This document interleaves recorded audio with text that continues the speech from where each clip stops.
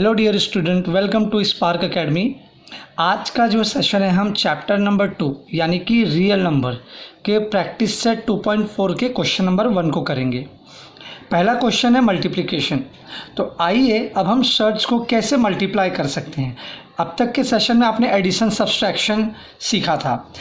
यहाँ पर आपको एक चीज़ ध्यान देना है कि जो ब्रैकेट के बाहर √3 है ये आपका मोनोमियल है, और ये जो दोनों ये पूरा टर्म है ब्रैकेट के अंदर ये आपका बायनोमियल टर्म है। इसके पहले सेशन में हमने मोनोमियल को मोनोमियल से मल्टीप्लाई किया था। अगर मैं एग्जाम्पल के लिए लूँ तो आपने क्या किया था, √2 को मल्टीप्लाई किया था किससे, √3 से। So the answer was √6 because 2 × 3 अंदर वाला टर्म अंदर वाले टर्म से मल्टीप्लाई होता है। तो इस तरीके से आपने इसको सॉल्व कर दिया था। ये एक मोनोमियल टर्म था, ये भी एक मोनोमियल टर्म था, बट इस केस में ऐसा नहीं है। यहाँ पर आपका √3 जो है ये मोनोमियल टर्म है और √7 माइनस √3 ये एक पूरा का पूरा बायनोमियल है जो कि ब्रैकेट के अंदर है। ठीक है, तो आपको सबसे पहले क्या करना है, इस √3 को √7 के साथ मल्टीप्लाई करेंगे एंड देन √3 को इस √3 के साथ मल्टीप्लाई करेंगे और इसे सिंप्लीफाई करेंगे। तो आइए इसको सॉल्व करते हैं।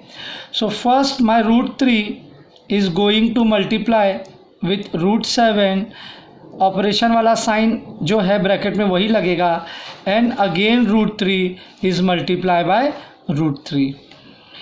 नाउ ये दोनों रेडिकेंट है, अंदर वाले टर्म अंदर से मल्टीप्लाई हो जाएंगे। 3 7 21। ठीक है, देखो दोनों के दोनों प्राइम नंबर है तो इसका और कोई फैक्टर निकल ही नहीं सकता, तो आप इसे डायरेक्टली √21 लिख दो माइनस √3 × √3 कितना होता है बेटा, √3 × √3 इज 3 ना। अगर आप नहीं समझ पा रहे हो तो आप क्या करते हो, अंदर वाला टर्म अंदर से मल्टीप्लाई होता है, करेक्ट। चलो मैंने ऐसे कर दिया।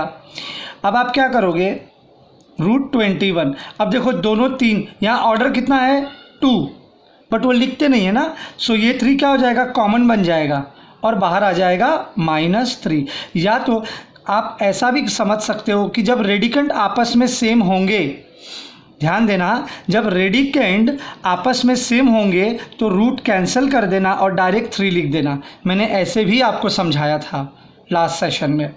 तो अब आप चाहो तो इसे रीअरेंज कर लो, तो शर्ट्स के टर्म को पीछे कर दो, तो ये हो जाएगा आपका -3 plus √21। This is the answer. मैंने सिर्फ इसे रीअरेंज कर दिया है, जो कांस्टेंट टर्म था -3 इसे मैंने पहले लिख दिया है और √21 को पीछे कर दिया है। ठीक है, आगे बढ़ते हैं।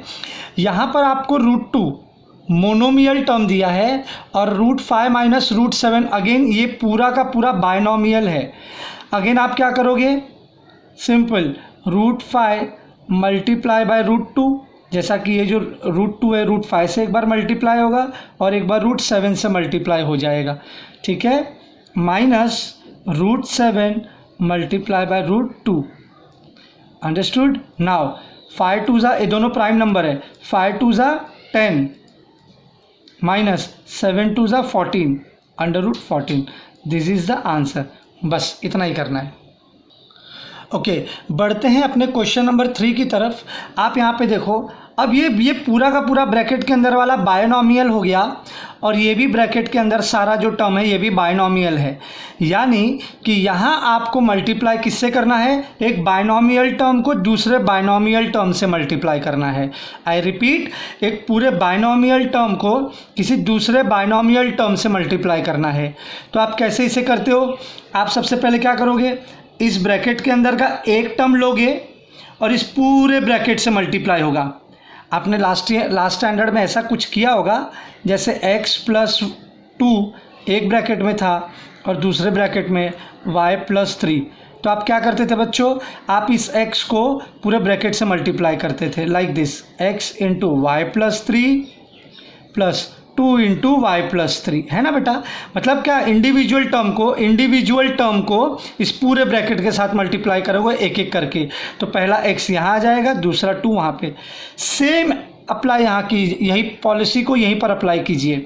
ये पहले मेरा जो मोनोमियल सिंगल, इस टर्म को मैं पूरे ब्रैकेट के साथ मल्टीप्लाई करूँगा। सो 3√2 multiply by 4√3 minus √2. Now second term -√3 multiply 4√3 minus √2, इस तरीके से. ठीक है, तो चलिए आगे बढ़ते हैं. अब देखो ये वाला जो सम्स है आपका ठीक पीछे वाले जैसा आ गया. देखो यहाँ का मोनोमियल, ये पूरा बाइनोमियल सेम हो गया. ये मोनोमियल, ये बाइनोमियल. अब इसी की तरह हम क्या करेंगे, 3√2 को पहले 4√3 से मल्टीप्लाई करेंगे, फिर इस टर्म को √2 से मल्टीप्लाई करेंगे. आइए एक एक करके मल्टीप्लाई करते हैं. माई 3√2 multiply by 4√3 minus my 3√2 multiply by √2.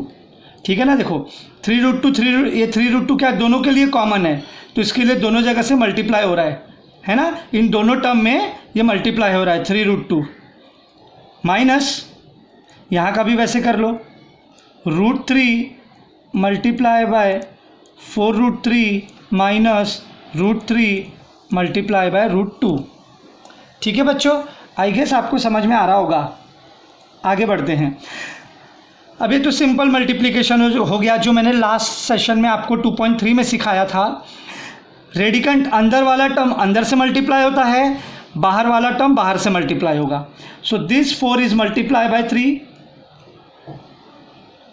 Multiply by 4, और रूट के अंदर वाला टर्म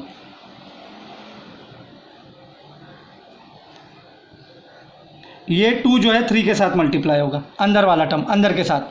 देखो बाहर यहाँ कुछ भी नहीं है माइनस. अब 3 किससे मल्टीप्लाई होगा, यहाँ बाहर कुछ भी नहीं है तो क्या लेते हैं हम 3 × 1, और ये √2 ये √2 ये दोनों अंदर वाले टर्म से मल्टीप्लाई हो जाएगा. माइनस अगेन यहाँ कुछ भी नहीं है तो 1 एज्यूम कर लो. 1 मल्टीप्लाई बाय यहाँ पर कितना है 4, और ये जो √3 है इस अपने √3 से मल्टीप्लाई होगा. माइनस ये दोनों आपस में हो जाएंगे, अंडर रूट में ले लो. √3 × √2 ये दोनों अपने रेडिकेंट है ना बेटा रूट के अंदर, तो आपस में मल्टीप्लाई हो जाएंगे. चलो अब सिंप्लीफाई करते हैं. 3 4 12, 2 3 6 माइनस 3 1 3. अब देखो यहाँ बेटा ये रूट में दोनों कॉमन है, सो 2 2 4 लिखोगे, चाहे इसको वापस से बाहर निकाल लो एक बार. और यहाँ पर या तो आप यहाँ पर ये भी कर सकते थे ना बच्चा, रूट और रूट कैंसिल करके 2 कॉमन ले लो, जो मैंने पीछे अभी पिछले लास्ट सम में आपको बताया था ना, रूट कट जाता है.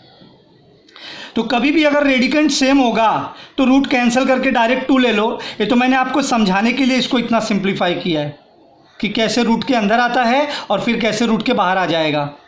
अगेन माइनस 4 1 4, क्या लूँगा, एक्सीलेंट, ओनली 3, बिकॉज एक कॉमन हो जाएगा ना 3 × 3. हाँ वेरी गुड. माइनस √6, 3 2 6. नाउ अब और सिंप्लीफाई हो सकता है, द आंसर इज यस. चलो 12√6 minus 3 2 6 minus 4 3 12 minus √6. Okay, now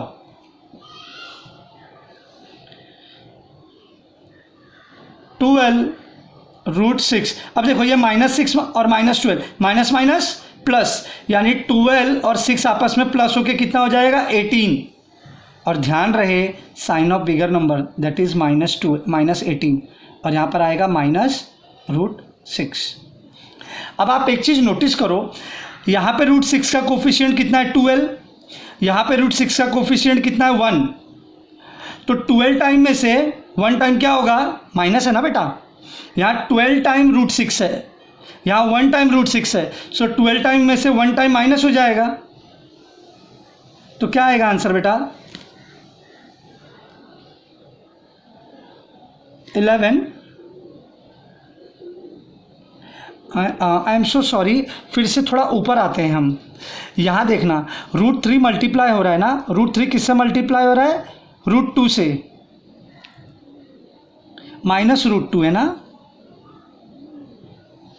तो बेटा यहाँ पर ये प्लस आ जाएगा. I am so sorry. हाँ, क्योंकि देखो ये √3 माइनस है, ये √2 माइनस है, तो माइनस माइनस प्लस हो जाता.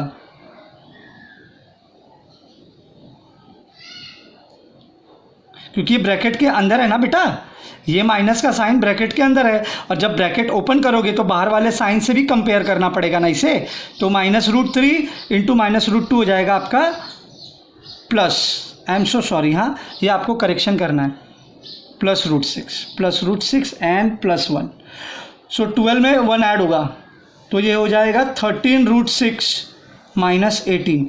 अब आप चाहो तो इसे रीअरेंज कर लो, कांस्टेंट टर्म पहले लिख लो जो आपका नेगेटिव साइन के साथ आया है, प्लस 13√6। आई गेस आपको यहीं पे थोड़ा सा कन्फ्यूजन होगा क्योंकि यहाँ पर ये माइनस के साइन में था, तो ध्यान नहीं दिया हमने। जब भी ब्रैकेट ओपन करोगे तो बाहर का साइन देखना, देखो यहाँ पर ब्रैकेट के बाहर ये 3√2 कौन से साइन के साथ है, पॉजिटिव है, तो पॉजिटिव नेगेटिव क्या होगा, प्लस है, माइनस है ना बेटा। आप देखो इसका ब्रैकेट तो माइनस में ही रहेगा, प्लस माइनस माइनस में ही रहेगा, इसलिए मैंने माइनस में रखा, लेकिन यहाँ पर ये माइनस है, ये भी माइनस है, माइनस माइनस प्लस हो जाता है, ठीक है। ओके स्टूडेंट, आज के सेशन के लिए इतना ही। नेक्स्ट प्रैक्टिस सेट के लिए नेक्स्ट क्वेश्चन के लिए मैं अगला सेशन तैयार करूँगा।